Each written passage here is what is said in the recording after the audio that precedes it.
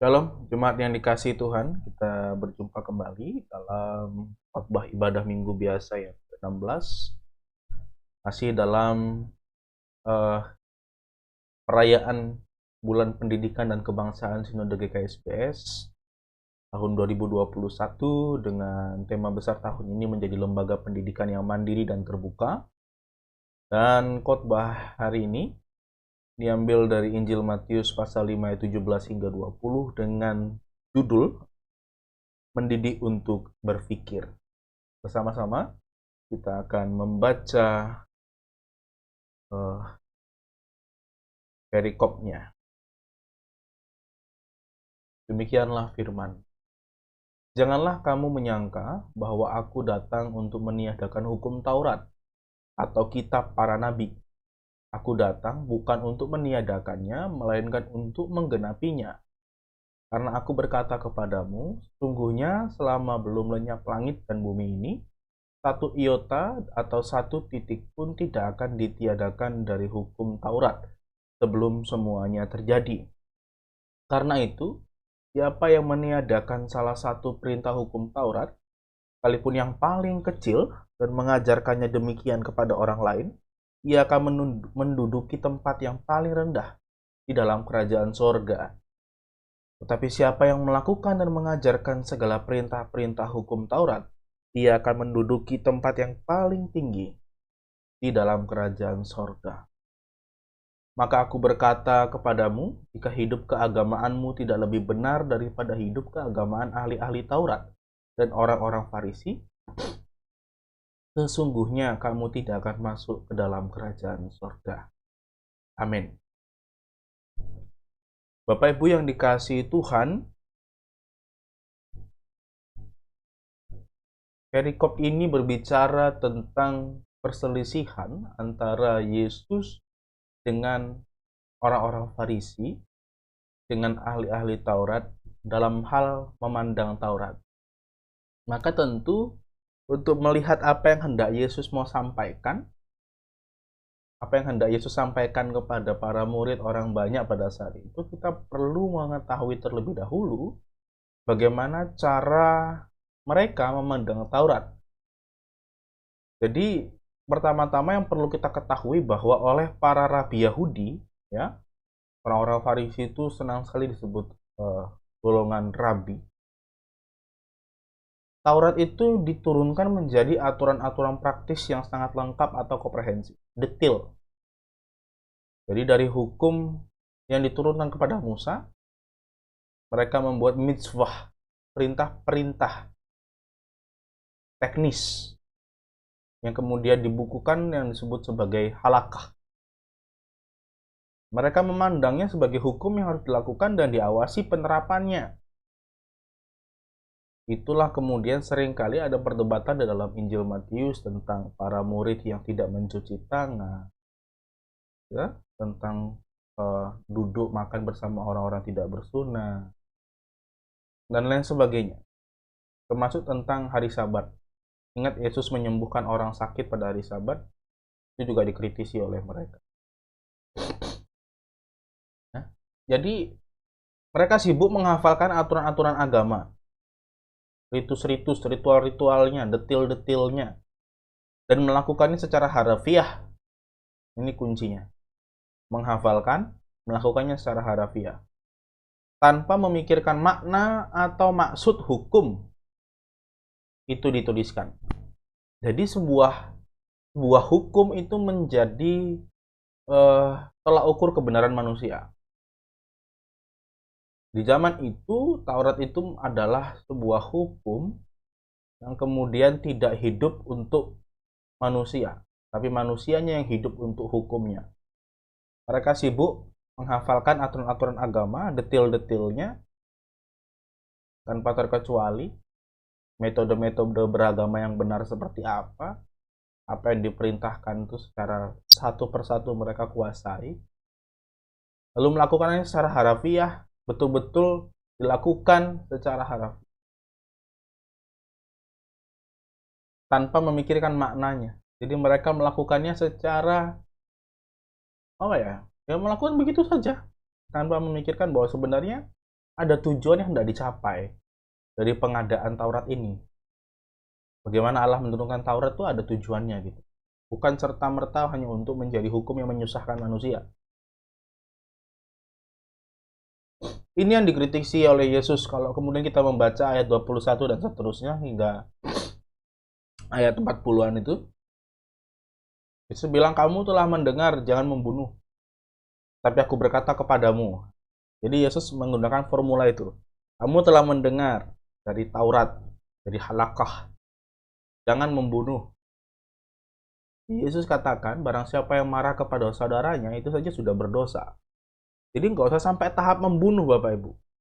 Tahap marah saja, itu sudah berdosa. Tentu nanti ini bisa ditafsirkan kembali ya, marahnya yang seperti apa.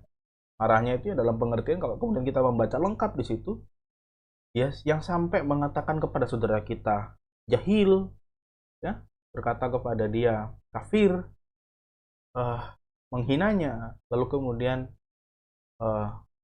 kita bermusuhan dengan dia. Tuhan katakan jangan sampai larut, jangan sampai terbenam matahari. Kalau kau lagi di tempat ibadah mempersembahkan korban, tinggalkan persembahanmu itu, temui saudaramu dan berdamai. Jadi itu yang lebih penting. Jadi perintah jangan membunuh itu sebenarnya intinya bukan soal tidak membunuh, tapi bagaimana tercipta sebuah perdamaian dan cinta kasih tanpa ada dosa kebencian, tanpa ada dosa amarah, ya, dendam. Memang tidak membunuh, tapi hati kita benci. Itu kan sama saja berdosa, ya. Lalu yang kedua, kamu telah mendengar, jangan berzina, tapi aku berkata kepadamu, barang siapa yang memandang perempuan dan menginginkannya sudah berzina dalam hatinya. Lihat di sini, ya, Taurat atau halakah mengatakan jangan berzina, tapi yang Yesus mau sampaikan di sini adalah yang mau disampaikan dari Taurat itu adalah bagaimana engkau bisa punya nilai moral yang benar, nilai moral yang baik dalam hatimu, dalam pikiranmu. Kau tidak berzina secara badaniah, tapi hatimu kotor, pikiranmu mesum, dan lain sebagainya. Merendahkan perempuan, ya, kau berzinah dalam hatimu. Jadi jangan hanya bisa menghafal atau melakukan hal-hal yang praktisnya, tapi nilai moralnya itu kita hilangkan. Kamu sudah mendengar jangan bersumpah palsu. Tapi Yesus katakan jangan bersumpah demi apapun, kamu tidak berkuasa untuk memutihkan dan menghitamkan rambutmu, katanya. Jangan bersumpah demi rambutmu, demi tubuhmu. Apalagi bersumpah demi Allah, kan? Sumpah demi Tuhan, nggak boleh. Orang Kristen seperti itu. Makanya orang Kristen kalau dikatakan di situ, kalau iya bilang iya, tidak bilang tidak. Apa yang selebihnya daripada situ berasal dari si jahat, kan? Engkau tidak bersumpah palsu, tapi jangan kamu bersumpah palsu. Bersumpah yang tidak palsu pun tidak boleh. Artinya kalau kita bersumpah itu ada perbedaan bobot antara omongan biasa dengan sumpah. Kadang-kadang kalau kita omongan biasa kita boleh berbohong, kita boleh mengingkari, tapi omongan yang bersumpah tidak boleh. Ada perbedaan bobot. Tapi enggak. Yesus mau katakan, yang Taurat mau katakan di situ adalah bagaimana dirimu bisa memiliki pribadi yang jujur.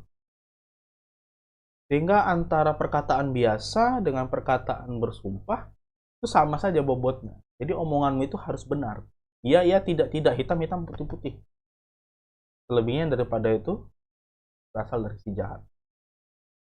Dikatakan juga di sini, engkau telah mendengar firman mata ganti mata, gigi ganti gigi. Tapi Yesus katakan, siapa yang tampar pipi kananmu, beri pipi kirimu. Yang mengambil bajumu, beri jubahmu. Yang memaksamu jalan 1 mil, jalanlah bersamanya 2 mil. Apa yang mau Yesus sampaikan di sini? Mata ganti mata, gigi ganti gigi itu adalah sebuah penjelasan dari Taurat bahwa ya kalau engkau melakukan kejahatan, maka apa yang ada padamu itulah yang menjadi gantinya. Maka jangan lakukan. Itu preventif, pencegahan. Itu preventif, pencegahan. Bukan kemudian menjadi hukum pembalasan. Bukan. Bukan menjadi pembenaran pembalasan dendam. Bukan. Jadi Yesus memberi contoh cara memandang Taurat dengan sedemikian rupa yang menjadi perbedaan antara Yesus dengan orang-orang Farisi, ahli-ahli Taurat. Mereka menjadi manusia yang sibuk dengan aturan, tapi tidak mengerti dan tidak mau melakukan maknanya.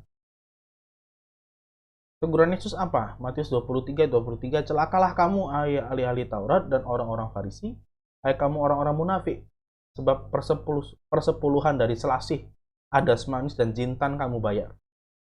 Ini bicara soal apa? Ritual ya, ritual ibadahnya orang Yahudi. Persepuluhan dari selasih, adas manis dan jintan kamu bayar. Tetapi yang terpenting dalam hukum Taurat kamu abaikan. Apa itu? Keadilan, belas kasihan, dan kesetiaan. Yang satu harus dilakukan dan yang lain jangan diabaikan. Jadi ini jelas teguran Tuhan Yesus ya kepada mereka ya. Secara turun-temurun mereka mengajarkan Taurat dan halakah menjadi sebuah aturan yang mengekang, memberatkan hidup orang untuk beribadah kepada Tuhan. Mereka menjadi sibuk kepada ritual dan tidak mampu memandang sebenarnya apa yang mau disampaikan oleh Allah melalui Taurat itu. Apakah Tauratnya salah? Tidak. Yesus datang dikatakan tadi bukan untuk menghapuskan, menggantikan, merusak, atau meniadakan. Yesus datang untuk menggenapi. Dia ngajari bagaimana sebenarnya seharusnya kamu memandang Taurat. Maka ia berani meringkas seluruh hukum Taurat dan kitab para nabi menjadi dua hukum, yaitu mengasihi Allah seperti dengan segenap hatimu, jiwamu, akal budimu. Dan yang kedua mengasihi sama manusia seperti dirimu sendiri. Yang terpenting dalam hukum Taurat adalah keadilan, belas kasihan, dan kesetiaan. Semuanya itu penting. Esensinya, pesannya. Jangan menjadi sibuk dengan kehidupan agama yang praktis, tapi kemudian melupakan hal-hal yang penting, mengedepankan keadilan.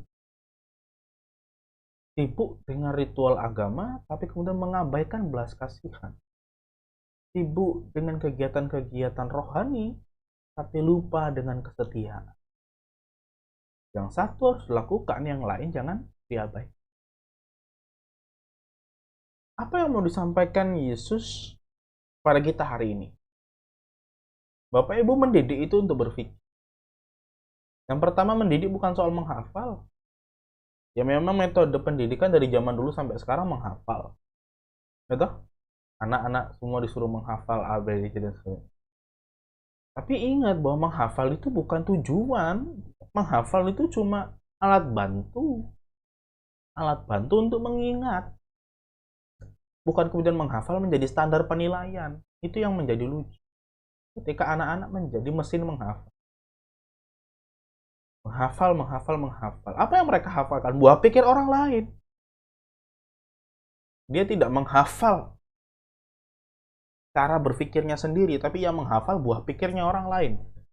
Kita membesarkan anak kita membesarkan murid kita menjadi manusia yang lain. Kita menjadi dirinya sendiri. Mendidik bukan soal meneruskan tradisi. Jadi harus menjadi sama gitu. Tradisinya begini, harus begini. Gak boleh yang lain. Kalau caranya berbeda, marah. Saya kasihkan ilustrasi seperti ini. Jadi dalam sebuah kuil begitu, ada para biksu, para murid, lalu kemudian setiap kali mereka mau berdoa, selalu saja ada kucing yang lewat dan ganggu gitu loh. Garuk-garuk lah, yang meong-meong, ganggu-ganggu lah. Jadi nggak konsen gitu loh, guru dan muridnya untuk berdoa, bersembahyang. Jadi oleh gurunya diperintahkan kepada kakak yang tertua, muridnya yang paling tua, yang senior, tua kelasnya lah begitu. Setiap kali mau berdoa sembahyang, kucing itu harus ditangkap dan diikat di kayu, di tiang. Nanti kalau selesai berdoa dia dilepas. Akhirnya terjadilah seperti itu.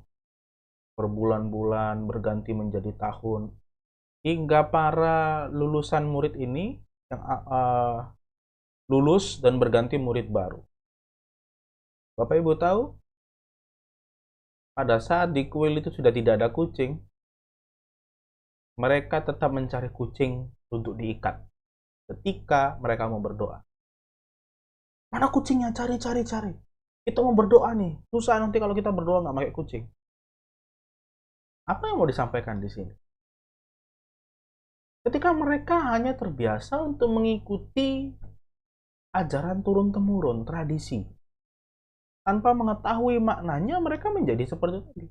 Yang awalnya mengikat kucing karena ada kucing berkeliaran dalam kuil, lalu kemudian kucingnya sudah tidak ada, para junior-junior itu yang masih baru masuk itu, murid-murid itu ngikut terus, akhirnya nyari di luar kuil. Mana kucingnya? Itulah pendidikan yang seringkali kita temui. Hanya meneruskan soal tradisi, tanpa tahu sebenarnya apa, Mak. Mendidik soal yang ketiga, mendidik bukan soal menunjukkan ide yang sama. Nggak harus sama dengan gurunya, nggak harus sama kok. Nggak harus sama dengan gurunya. Tapi masalahnya seringkali kalau dia berbeda dengan gurunya, apa gurunya siap menerima perbedaan itu? Atau jangan-jangan gurunya merasa terhina, gurunya merasa direndahkan, gurunya merasa bahwa ketika kamu nggak sama dengan saya, berarti kamu salah gitu. Nah, yang keempat, mendidik bukan soal menjadi sama dengan dunia. Kenapa mendidik harus menjadi sama dengan dunia? Kenapa? Kenapa mendidik harus menyerupai orang lain? Menyerupai hal yang sudah ada. Kenapa? Ketika berbeda menjadi masalah begitu.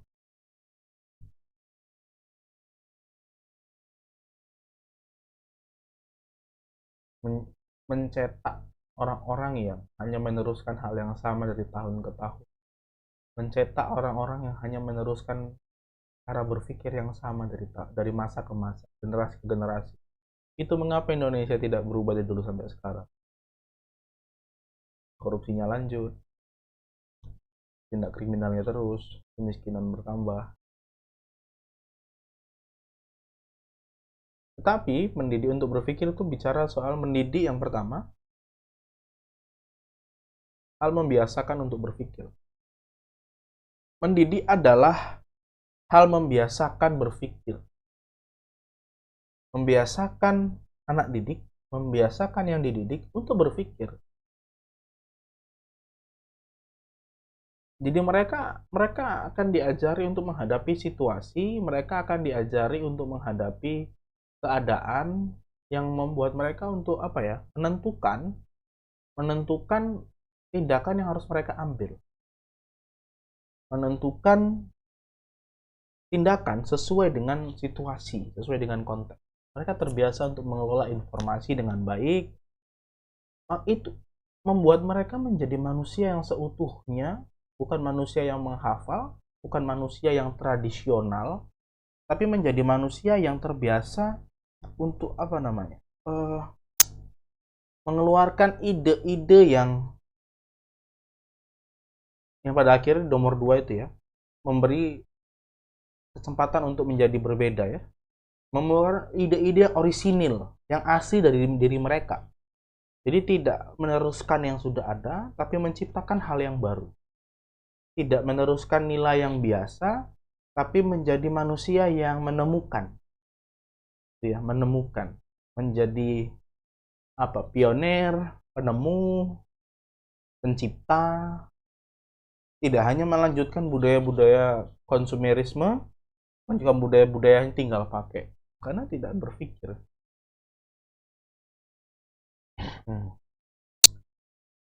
Jadi ketika mereka dididik, maka mereka punya kesempatan untuk menjadi berbeda. Sama seperti perkalian. Anak-anak tidak diajarkan untuk menghafalkan perkalian, tapi bagaimana mereka bisa mengerti cara kerja perkalian.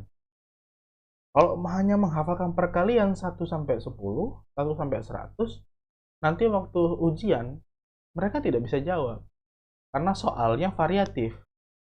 Tapi kalau mereka mengetahui metodenya, maka mereka punya kesempatan untuk yang pertama berpikir, lalu kemudian yang kedua mereka punya kesempatan untuk menemukan cara yang berbeda dalam menghitung.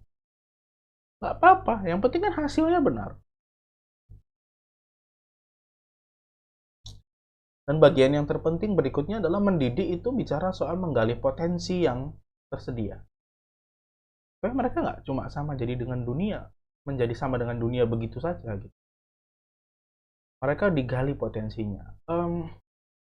Sama seperti ada monyet, kura-kura, ikan, kupu-kupu, belalang, semut, gajah masuk dalam satu sekolah, habis itu sama gurunya disuruh, oke, karena kalian satu kelas, maka ujiannya harus sama. Apa? Manjat pohon. Yang menangnya monyet, kupu-kupu terbang nyampe ujung. Gimana misalnya gajah suruh naik manjat pohon? Gimana kura-kura, ikan? Nggak bisa. Gambarannya adalah setiap anak itu unik. Setiap anak itu punya nilainya masing-masing, kelebihannya masing-masing. Jadi jangan disamakan. Karena mereka punya potensinya sendiri-sendiri. Mendidik bicara tentang menggali potensi yang mereka punya dan menajamkan itu. Memperkuat itu. Ya sekarang saya tanya, guru di sekolah ngajar berapa mata pelajaran sih? Semakin tingkatnya, semakin tinggi strata pendidikannya, semakin sedikit yang diajarkan, malah cuma satu biasanya. Tapi anak di sekolah suruh belajar menguasai berapa materi? 12, 18, 20. Lalu ketika nggak menguasai dibilang bodoh.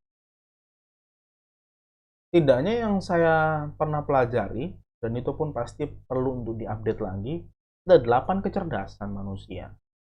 Ada kecerdasan naturalis, kecerdasan kinetis, ya, kecerdasan linguistik.